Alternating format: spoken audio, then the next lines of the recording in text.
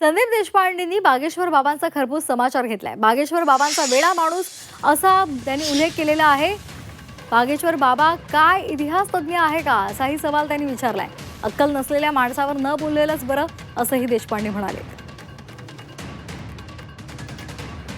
कोण हा बागेश्वर महाराज? कोण? काय इतिहास तज्ञ आहे?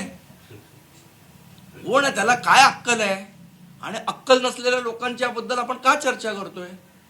त्याचं काय ऐतिहासिक काही त्याच्यावर डिग्री आहे का? त्याचा अभ्यास आहे काय? काय आहे त्या बागेश्वर महाराजाचं? छत्रपती शिवाजी महाराज हे हिंदुस्थानचे आराध्य दैवत आहेत। अशा पद्धतीची वक्तव्य किंवा छत्रपती शिवाजी महाराजांचा अपमान होईल अशी वक्तव्य कुणीही करू नयेत। त्यासोबत त्यांनी आरएसएसच्या बाबतीतही वादग्रस्त विधान केले। इतिहास तज्ञ नाहीये, आम्हाला शिवाजी महाराजांचा इतिहास जो माहिती आहे तेवढाच माहिती आहे।